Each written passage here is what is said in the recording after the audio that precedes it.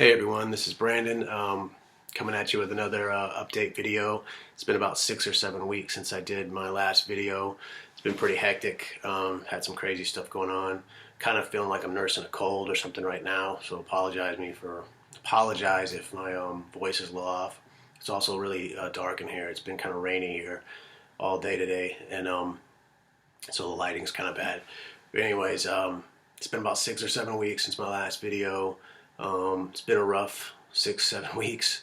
Pretty much prevented me from making more videos or documenting anything that was going on. Looking back at my last video, I can see, that the difference from how I feel now.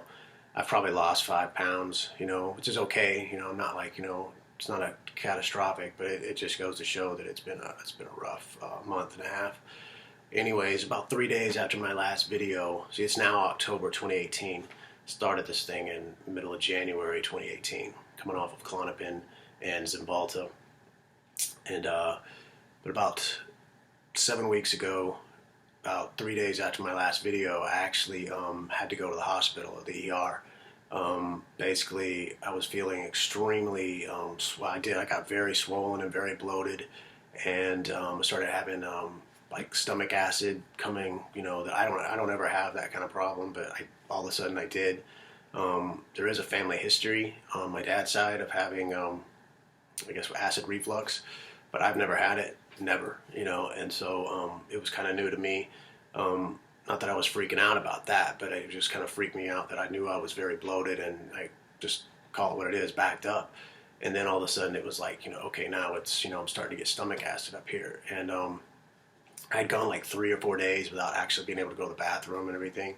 So I started thinking and worrying that, the Klonopin withdrawals or the Cymbalta withdrawals, whichever one, had, like done some nerve damage or something to my stomach, 'cause it just didn't seem like it was moving anything, and that's about the best way I can put it, is it just wasn't moving. I could eat healthy. I tend to eat healthy anyways, but didn't matter. It was just nothing. I wasn't able to do anything, and it was getting kind of painful, definitely getting painful. And so I kind of started panicking for sure, after about 3 or 4 days. So that Friday I went in, they told me exactly what we already kind of knew, is that, yeah, you're backed up. They did run one of those EKG, EEG, whatever things where they test your heart, because I guess I was in such panic mode that my heart was probably, at least to the eyesight, they thought like, this dude's, about to have a heart attack or something. So turns out though, I guess my heart was in fairly good rhythm. Blood count came back okay. As we always know, when people that are in this withdrawal process, you feel like you're going through all this stuff, you have these symptoms, and then you get checked out, and there's nothing wrong with you. It's like, okay. So that's basically what happened, is they, said, yeah, you're basically constipated, or you're backed up, or whatever, and you're having too much stress and all this stuff, and everything came back, fine. And so kind of like said, okay, take this medication, go home, you're fine. So, all right, and then I got out, and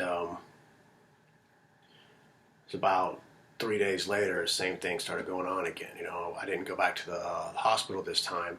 I just took more of basically the medicine, and so basically I was looking at like, okay, so what, every 3 days I'm gonna be able to like move some food, and it started kind of getting even more panicky for me because of that. So then I got really depressed with that. I reached out to I started getting really depersonalization, derealization. Started getting very like, I can't live like this. I got very suicidal, much more than I have in this whole time. I mean, I've talked about it in some of the previous videos, how I've been like kind of intrusive thoughts have hit me here and there because of the process of withdrawal, but this time it was like that, plus like this whole, oh great, so now your body's not working, you can't trust your body. It was just going nuclear, and no hope. And so I reached out to a friend of mine who lives in another state, but he's my best friend, and he was very supportive, and he's got his own problems and things, had his own problems, and anyways, so he lifted me up a little bit and kept me going, and then about 3 more days went by and I hadn't heard from him. And then I got opened up. I wasn't using Facebook a lot. Like a lot of people, I was trying to get off social media. I did a lot of it for work, social media, but I've definitely tried to stay off. So I sometimes we communicated through Facebook Messenger, so I thought, oh, let me reinstall it just in case he's hit me up through there. And when I went back onto Facebook Messenger, I had a message from a family member of his and one of a former friend of ours that he had passed away, and it was a real shock, because I just talked to him, and the fact that we were, I've known the guy longer than I've known anybody that's in my life, and so that hit me really hard, and definitely at that point, I knew that I no longer had, my homie to shoot my true feelings off of, and unfortunately, I don't want to go into detail, but like a lot of us, I'll just say his situation was tragic, and definitely affected by, I would say, the medical situation that everybody has, that we all in this community are going through. It's different issues, but same kind of introduction. You know how it is. Doctors are happy to put you on something, and then then just kind of like throw you to the wolves, and then expect you to just handle everything. And either way, he had it. I don't want to go into a lot of detail about it. It's very depressing, but he's gone now, and so I definitely didn't handle that very well. I didn't handle very well finding out days later that he was already gone, and I just thought I wasn't hearing from him. In fact, I had sent some texts to him, joking around. We used to send a lot of stuff back and forth to each other, jokes and stuff, and I hadn't heard back through text, and that's what made me put the Facebook Messenger back on, because I thought, maybe he's just not using the text or something, Anyways, so I found out after the fact that he was gone, just days after I had last talked to him, and so I still haven't really gotten over that. It's like I said, he's my best friend in my whole life, and it just feels like you got one less soldier with you, kind of thing. But we've all experienced loss, so I don't want to sit here and ramble and woe is me or anything, because it's not about that. I mean, it's grief that I'm going to go through, whether I was completely sober or stone cold, drunk off my ass, whatever. I mean, either way, I'm going to feel this. It hurts when you're going through this, to have something like that dumped on you at the same time. But anyways, it's my leg is trembling right now, because just talking about it makes it difficult. So I dealing with that still. Let's say that was, like I said, 6-7 weeks ago.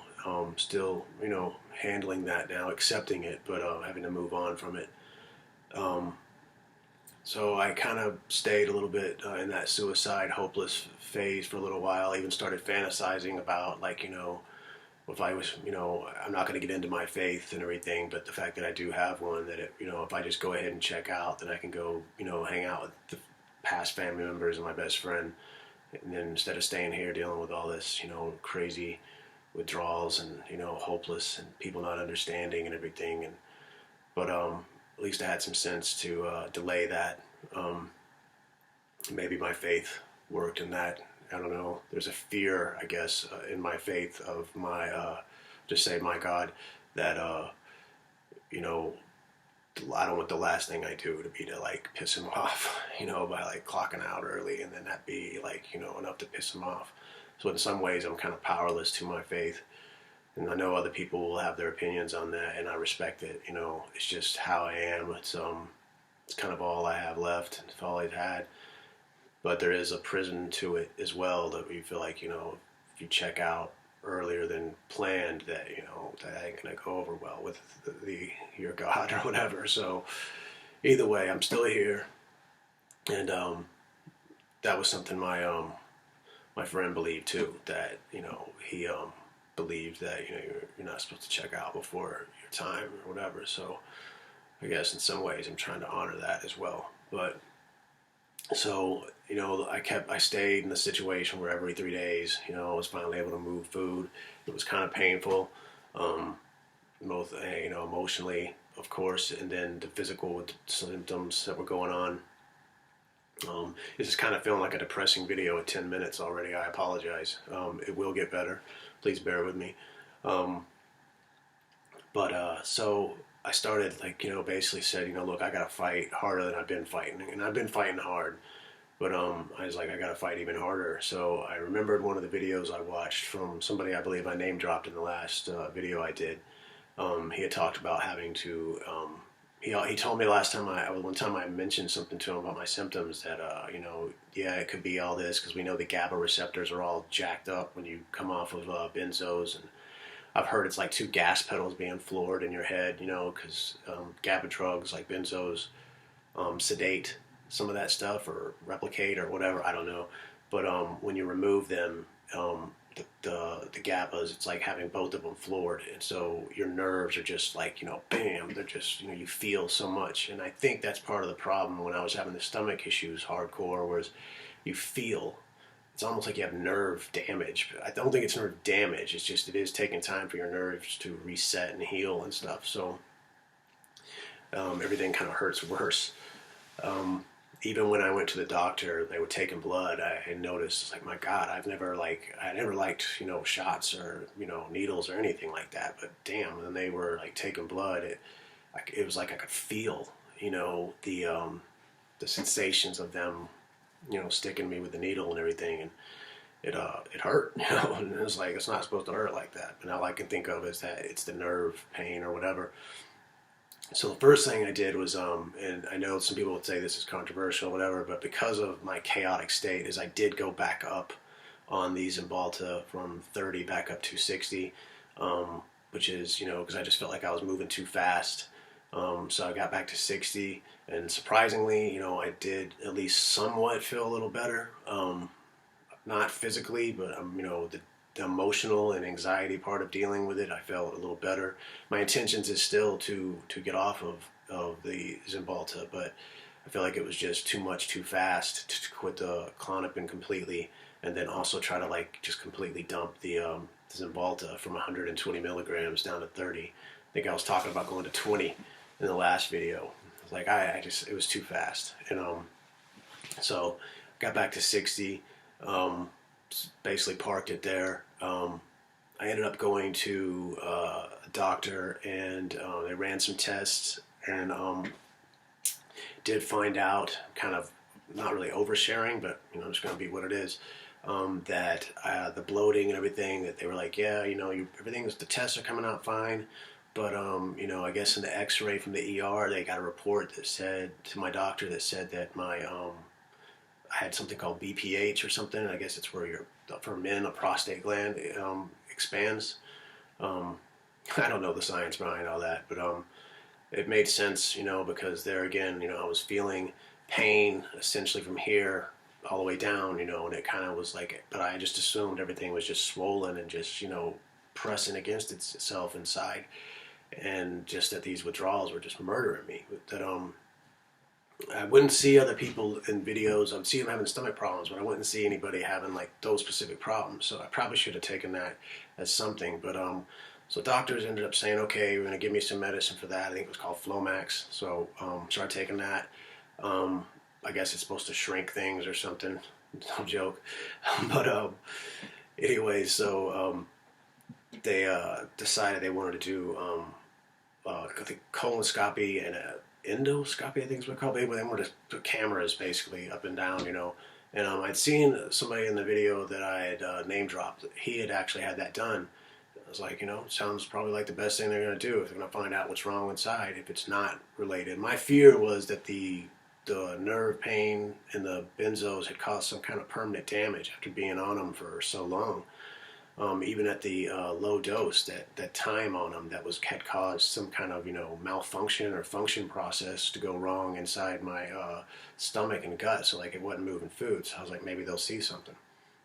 So they ended up doing the procedure, and basically test results came back that overall, as I predicted, everything showed up fine.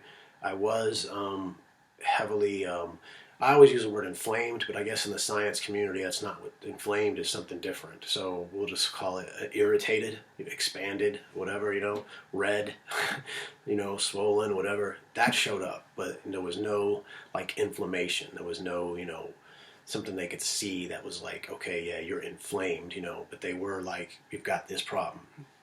And the problem came back that I had gastritis, which I'm not surprised because that seems to be something that goes with anxiety, and things like even IBS and stuff. And I also had duodenitis, which I guess is somewhere over here that like is what empties from the stomach into the intestines. It was irritated, and like I said, I use the word inflamed, but that's not what they use. They just basically I had gastritis and duodenitis. They were irritated, and then obviously they don't deal with the prostate area and stuff, but I imagine all that's kind of working together. But there was definitely some issues where like they took they did the little thing where they take the biopsies of like anything in there to make sure you don't have cancer or anything like that, and all that came back good. There's no cancer, nothing. So obviously nothing major. So back to like square one as far as it must be nerve pain, and they can't really measure that. So. But the good news is there wasn't anything really happening. But what I did find out is that when they took a biopsy from the duodenum, I assume they got it from duodenum, but that they did whatever they do in their tests, and there's something in there called you can Google this if you want, called the villi or the villi, whatever. It's VILLI. It's in the duodenum, and I guess it's used for processing and absorbing food or whatever. And they ran the tests on that and told me that I was basically that I couldn't do gluten. Like, I've always just thought that was just kind of like whatever, gluten, and but basically it makes sense that these things can be triggered from low immune systems. And so the reason that this started 3 weeks after my withdrawal, that I went from like 3 weeks of heavy withdrawal, and then about 3-4 weeks in, I started having massive stomach problems. At that point, because of that compromised immune system, I basically began to be gluten intolerant. If you research this stuff, it's not that uncommon. Like, I was a vegetarian pretty much before that. Not all my life, but from like 2014, I had been pretty much sticking to a vegetarian diet. Not vegan, just vegetarian. And, basically I had eaten plenty of wheat, never had any problems and anything. So I really, at first news of that, I was like, that can't be, But then, it kind of made sense that it's like, well, things like high anxiety, psychological stress, we know that if you look up gastritis and things like that, and sometimes duodenitis, anxiety and extreme psychological issues can cause that stuff. If it's not bacteria related or anything, which there was none in my body, none in my tests, then that's one of the things that can come up. So, kind of looks like that the 3 weeks, 4 weeks of extreme withdrawal early on from the Klonopin, and maybe initially dropping some of the Cymbalta set off my immune system, compromised it somewhat, and then triggered my gluten intolerance or whatever. So, I just thought, wow, okay. And at first I didn't believe it, but I kind of had been eating for the last couple of days after I got that news. I started eating just like broth and trying to my theory was if I put nothing in my stomach for a few days, maybe it'll heal. And then, we can reset it or something was my thought. And I had done that, and I had eaten, kind of what they call the brat diet, I guess. It's like, I wouldn't eat bananas, but I guess some people well, it wasn't really the brat diet. I guess that's bananas, rice, applesauce, and toast or something. But I was eating basically broth and drinking clear fluids, basically water. I did have a little bit of ginger ale for, just ease the stomach pain. And then keeping it pretty simple, but I was having saltine crackers too, and then eating toast. But I kept staying sick. So I was, all right, let me just go to broth. And then I kind of felt a little better. And when I got that news, I thought, okay, well, I ended up going to Panera Bread, St. Louis bread here in Missouri. But and then had extremely light food. They got chicken noodle soup. Has noodles and everything, and salad with croutons, or maybe I can't remember exactly. But basically, I had a very basic Panera Bread feel. Bam, that night and the next day, I was just like back to like having all these crazy bloating and stomach going nuts and stuff. So I've definitely now cut out gluten. And I will say that although I don't feel 100% better, I feel almost 50% better stomach wise, which is freaking amazing to me that that could be a thing, because I never believed in the gluten thing. I'm not gonna say I just thought anybody was lying about it. I just thought it wasn't gonna be a problem for me because I've been eating wheat and breads and everything all my life. And so sounds like that the extreme stress, whether it was physical, emotional, mental, or all of the above, from the withdrawals of the Klonopin, set off a gluten intolerance in me, because I've never was like that prior. Never had an issue with it. So there's that. Now I'm just sticking away from anything like that. No, like, I mean, it's not that complicated, because you still have rice and everything you can eat. You just can't have, these gluten foods, so it's just got to be like, no going to the bakery, and having like, those baked goods, from Starbucks or Panera or whatever. That's all right, it's a small price to pay. But, so that's been like noticeably better since I quit that. I have read that when you have that kind of flare up going on, for me, it would be like 7-8 months of having basically this cycle of staying in a massive gluten, whatever the hell it is, and I just thought it was all like straight up withdrawals, but I guess the withdrawals kicked that off, and so I stayed in that zone. Even though I thought I was eating healthy, I was still eating like, bread and stuff. And so it may take another 6 months, it may take 12 months for my total body to heal from all that. So although I don't feel like I'm getting worse, I also don't feel like it's 100% better, but I'm better about what I'm eating now, definitely just eating. And so when I eat now, and I can actually like, move things and stuff, as opposed to, it just being like I eat and it was like somebody just poured cement in my stomach, So they must have been right about that, because, I'm not really one that puts a lot of faith in doctors anymore, but they seem to have that one right on, because the only medicines they gave me, they worked, but they caused a lot of side effects and pain. You could be like just call it what it is, like taking a laxative or something. It's not comfortable, So, but just by changing, but when they tell me the gluten thing and those results came back, I dropped the gluten, and now it seems to be way more manageable. I'm able to like sit and go places, and I'm like looking to like my future, like, okay, I'm gonna take this road trip, I'm gonna do this, and just right before that, I was like, I couldn't do it, it's like getting to where I felt like I just was like laid out, So that's reassuring. All I can say for that is anybody going through, if the, I know not many people have those heavy duty stomach problems, but if you are, keep that in mind, that it seems that the stress from coming off, and maybe I jumped too soon off Klonopin, I don't know. I didn't cut down like some folks do. I jumped at 0.25 after 5.5 years. Maybe that wasn't right, I don't know. But it seems like too much extreme stress can throw your body into a gluten intolerance attack.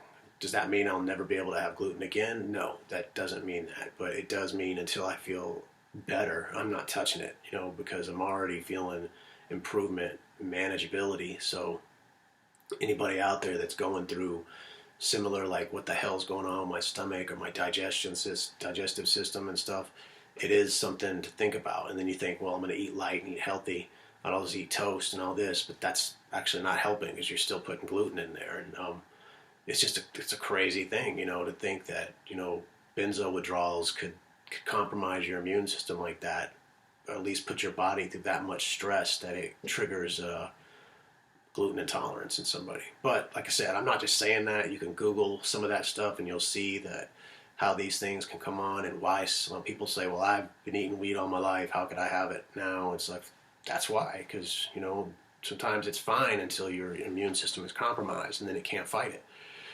So you have to take time to heal, and that's where I'm at now. I'm just gonna try to like eat even healthier than I have been, and at least eat more of the right things, less breads, more gluten-free stuff. And I'll be that guy now going out asking for freaking gluten-free menu, I guess. It's real joy. um, so that's the learning process there is that I probably should have gone to the doctor a little earlier, and maybe I could have saved myself some time and some suffering instead of waiting for 9, 10 months in to go find out some of these things. I just assumed everything I was going through was straight a withdrawal symptom. And indirectly it is, but it was spawned by some of the withdrawal symptoms. So that made it difficult when you tell a doctor, like, hey, this is happening. Well, that's not a withdrawal symptom of Klonopin or of antidepressant. However, if you create enough stress in someone from a withdrawal process, that can create that situation. Another situation, and not to overshare, is that if you get that tensed up inside, you do a lot of straining. I know when I get anxious, I think in one of my videos, I'm kind of rocking. I do that a lot when I'm overly stressed. I tense up real hardcore and I rock a lot. And it's the same when some people, they say when they're going to the bathroom, don't strain. All that straining starts tearing, like tightening up your insides and stuff. And if you do that day after day after day for months, you kind of compromise things. And so, yes, none of that is a symptom of benzo withdrawal, but it is a side effect of some of the symptoms that benzo withdrawal create. I hope that makes sense. If not, shoot me a message and stuff. I'll try to clear it up a little better. But, it's just one of those things that you've created a problem from the withdrawals, and now those withdrawals have created another physical situation. And then now you're, if you're not eating right to deal with that, I'm not going to I'm already talking too much. That's still a thing I'm dealing with is, and I think that's the thing about these Klonopin withdrawals is that takes the longest is the nerves are shot, or at least damaged or healing or whatever you want to call it. I do believe they'll go back to normal. My pain has been up and down, but it's never gotten other than the symptoms getting worse, sensation has not gotten worse. Things have gotten better. Things like loud noises don't freak me out quite as much as they used to. But there are some things. I went and got my hair cut today, and at the salon, they used some kind of gels and products, and I noticed that, unlike any time before, I was smelling all these chemicals, and it was just overpowering me. So some things just take their time to heal, and scrambled brain, talking too much, 30 thoughts a minute, 30 thoughts a second, whatever. Those things, they heal. Waves and windows, all that's the same.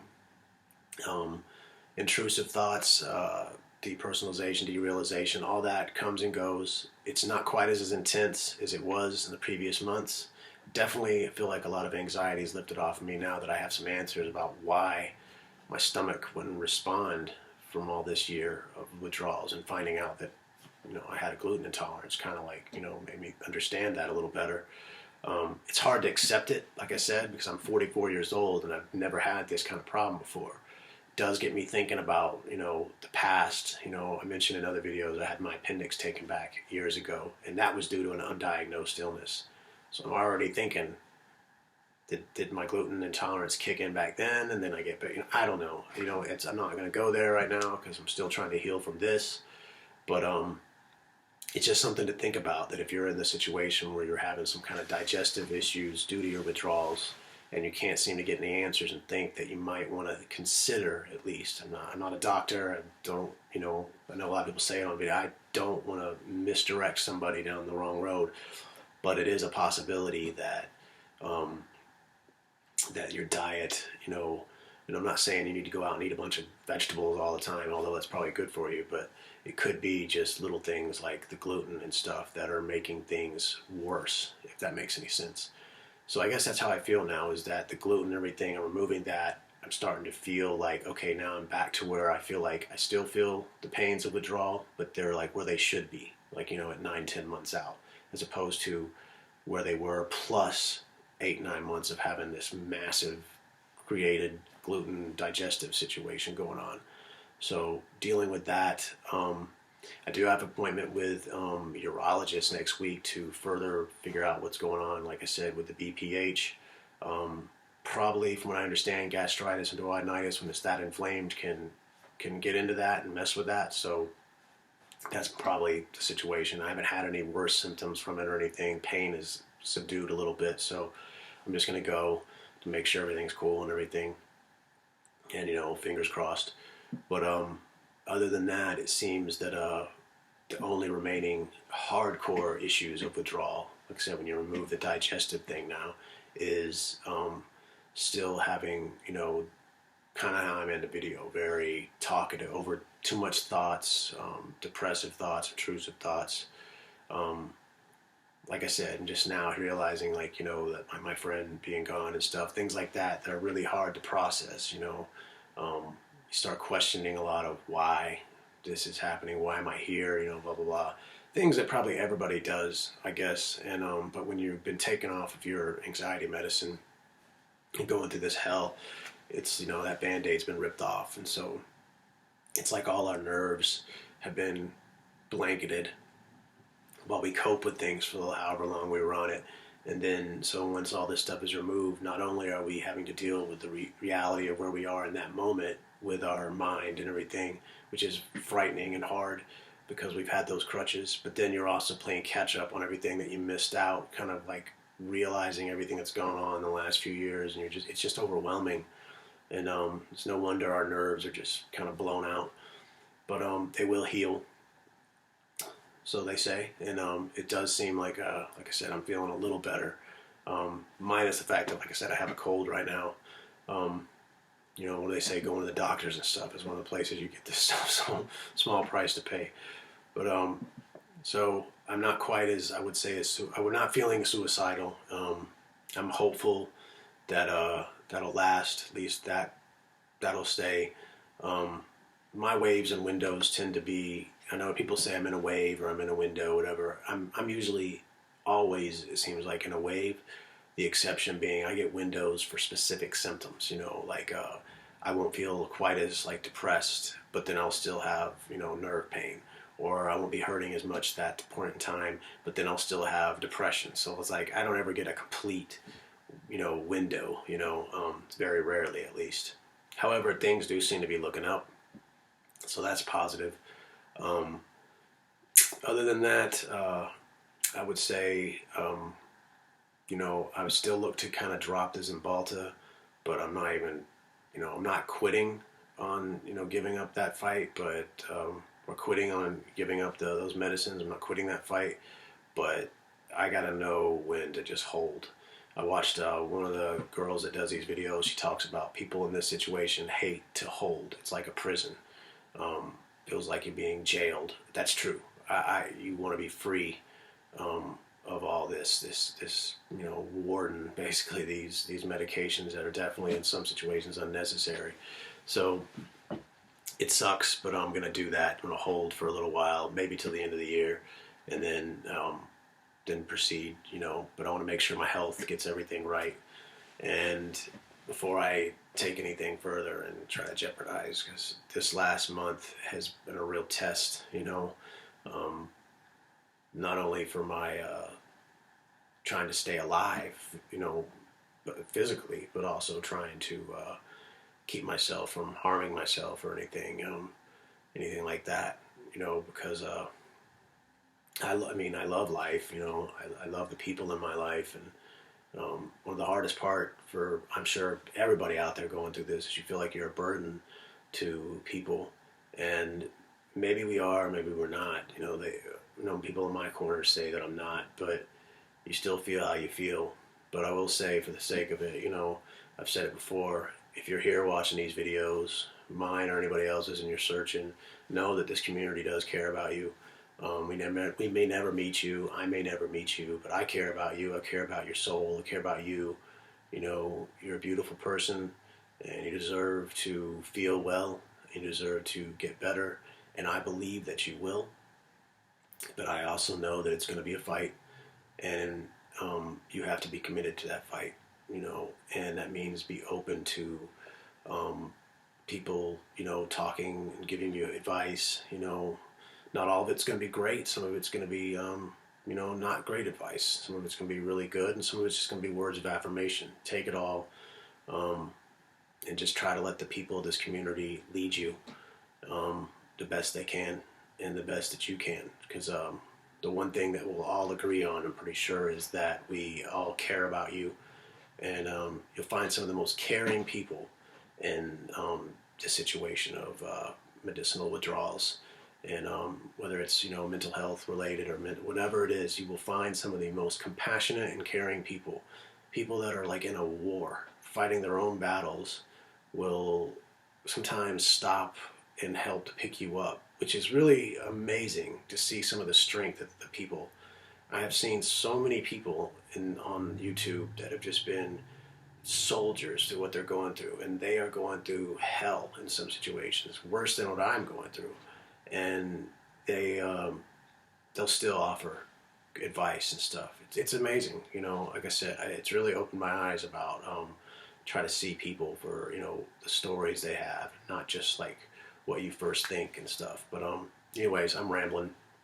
I just want to let everybody know that I'm okay. I'm hanging in there. I'm planning on taking a trip for Thanksgiving, so hopefully, fingers crossed, that'll go well. Like I said, I got an appointment with a urologist next week. Hopefully, that'll just be like the rest of these tests, all good. And then I can just kind of keep managing this with diet, and that the withdrawals will continue to ease up. That's my plan. That's my hope. And like I said, I love all y'all, and I hope you can keep fighting the good fight. I think I've said before, I'm in this, and I expect you to as well. Don't hurt yourself. I mean that, because that would suck. I mean, I love you guys. Even if this is your first time watching the video, I love you, and I don't want you to hurt yourself. And know that that there's somebody out there who may very well be sympathetic and thinking about you at that moment. And so I will say, you know, it's hard to get in touch with people, but since I've taken some time off of work this year, like I said, I'm taking the whole year off. If you need anybody and you're in a moment of crisis, I'm not a counselor, I'm not a doctor or anything like that, but I have a lot of time on my hands right now. And, you know, I guess it's not that I'm bored, but I'm just trying to like de-stress, bring my world in, you know. So, but if you are in a crisis and you're in a moment and you need somebody, feel free to shoot me a message or whatever. If I can be there for you, you know, I definitely would chat with you, you know. You can find me on Messenger right now, Brandon Breaks, or, you know, try to hit me on YouTube, also on Twitter.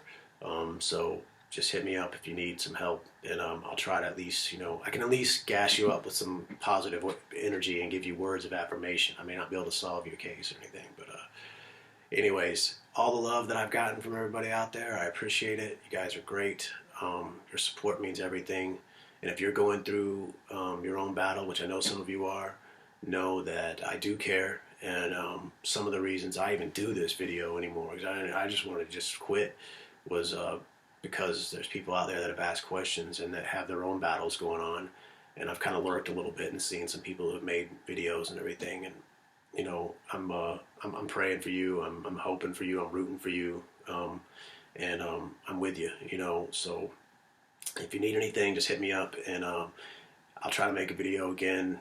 Hopefully, it won't be 4 to 6 weeks next time. But either way, I love you guys, and keep fighting the good fight. Peace.